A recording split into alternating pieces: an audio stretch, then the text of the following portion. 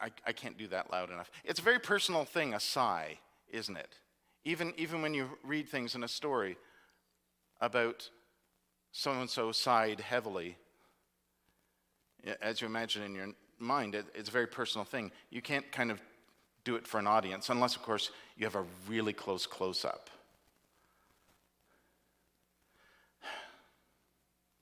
No, still can't do it. It's a very personal thing. It surprises me, actually, that there is only one verse, and you know it well because it was probably the verse that you chose to memorize in Sunday school because it's the shortest verse. Jesus wept. Remember that verse from the story about Lazarus? Jesus wept. It surprises me that there aren't more single verses in the Bible that goes like Jesus laughed, or Jesus chuckled, or Jesus sighed. Because I suspect there was a lot of moments where Jesus did those things, but particularly that Jesus sighed. It must have been frustrating sometimes to be Jesus. And I know right away you might be thinking, well, of course not, because Jesus is the Son of God and is divine. But Jesus is also very human, and will have a very human response to some things, just like you and me. Even when we're doing our best Jesusing, it can be frustrating sometimes, and there might be a moment for a big sigh.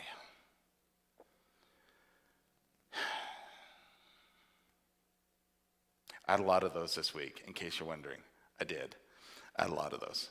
You may have too, which is why this morning's story is so important to us, is because Jesus had them too.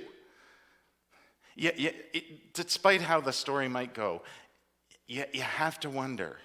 He spent all that time, and it took us 3 weeks to get through that story. Remember about Jesus commissioning the disciples? Because there was a lot there, and we still didn't cover most of it. But there's a lot there when he tells the disciples to go out, and he doesn't say, go and be like me. He says, be me to others. I empower you to do that very thing. Go and be me to others. But it's not going to go well for you. I'm just going to do a little recap here. It's not going to go well, and people aren't necessarily going to want to hear what you have to say. They're not necessarily going to like what you have to say, even if they hear you say it. And you might be persecuted, you might be beaten up, you might get arrested. Bad things might happen to you, but go and do it anyway. You need to go and do it anyway. Because when you do that, you give people an experience of God. You help people reconnect to God. That's what Jesusing does. It connects us to God. And then, and here's the thing, that's what we heard last week. And then we missed a chunk before we got to today, because what happens is that Jesus then goes and does that very thing. He goes and does some good Jesusing in a variety of places, and it doesn't seem to have the impact that he wanted. We know that because, well, you know that because you heard him rant about it. Yes, I said Jesus rants, because I'm sure he did. I'm sure he had a lot of disappointment around the fact that he went and did good Jesusing, and it did not achieve the end that he was looking for. People didn't repent. I think that always comes as a surprise to us, because somehow we think, why would anyone not respond to Jesus with anything but, wow, it's Jesus, let's do that.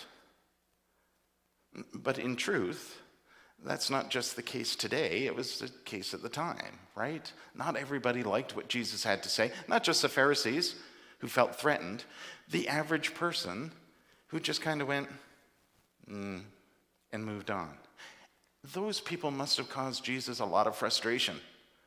Imagine the people that you meet where you try to do something good for them, or you try and do something that is good Jesusing, and it doesn't turn out the way you think it should, and you're disappointed. It's a very human response. Except, it's not supposed to turn out the way you want it to. It's supposed to turn out the way they want it to. But we'll get to that in just a second. And here's where we are, right? Jesus has a little rant about those places. not repenting. And he tells them bad stuff's going to happen to them, judgment and all that kind of thing. He's just warning them, by the way. He's not doing the judging because, as we all know, judgment is for God, not you and me.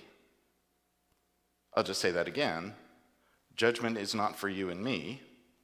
It's for God, right? We don't judge, do we?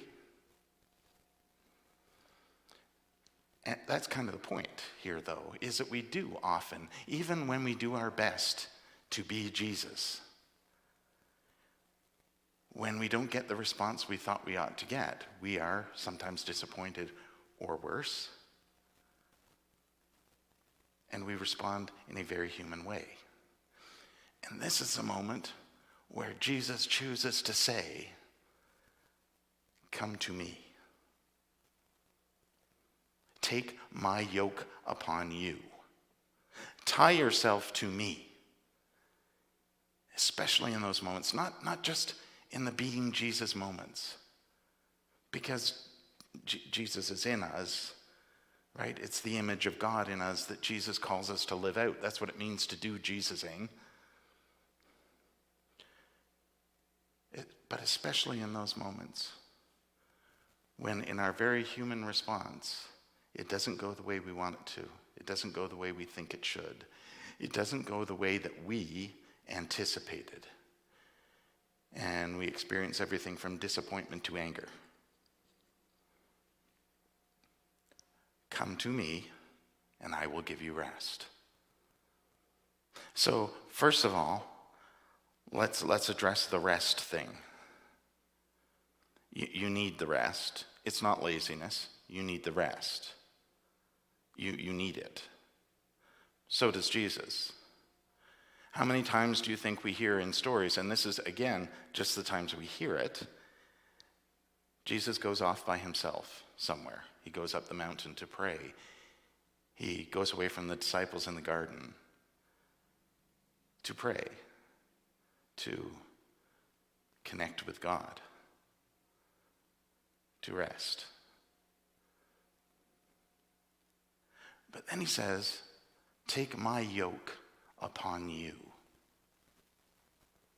Be me, even in these moments too. Connect with me. Because my yoke is easy and my burden is light. What?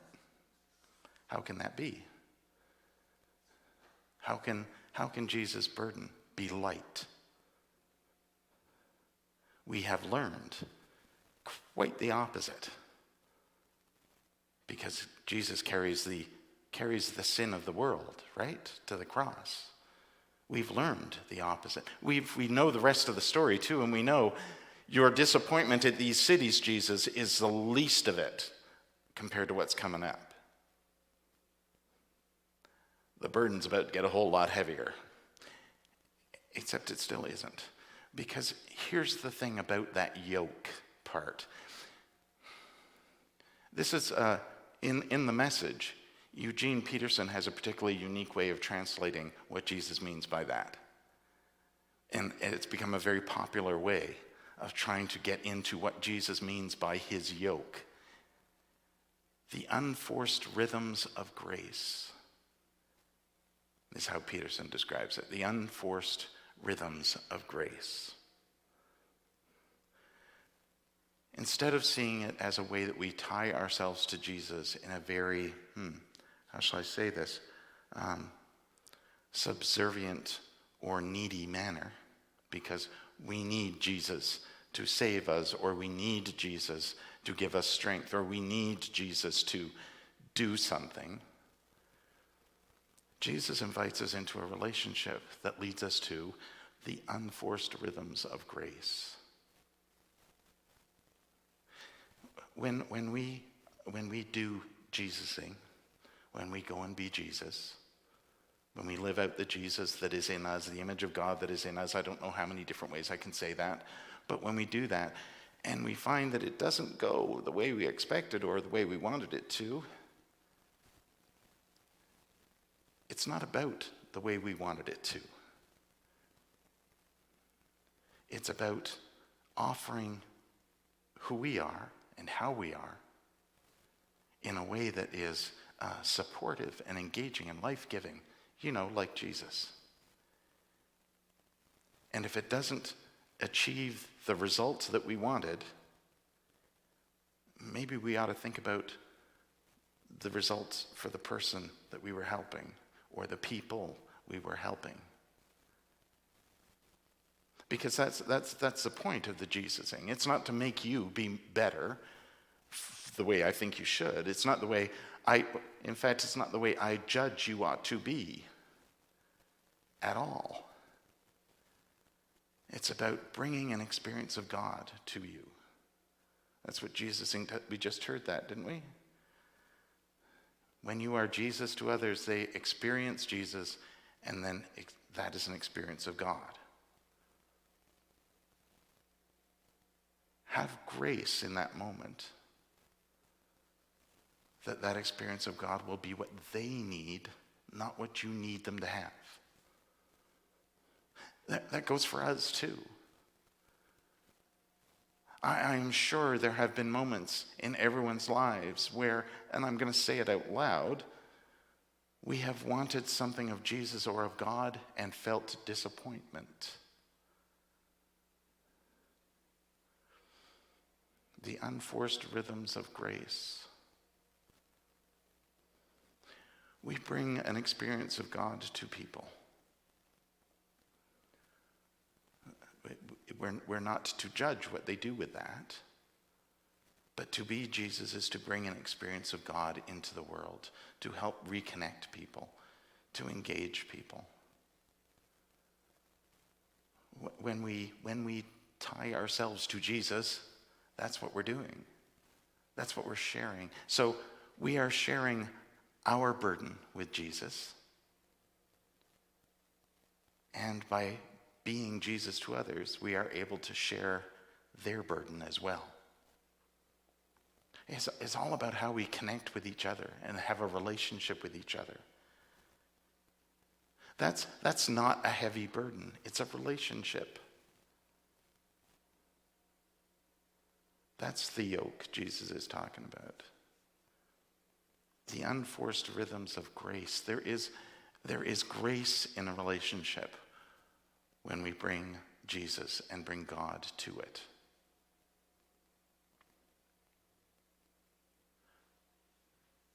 That burden is a burden of blessing. That's our relationship with Jesus.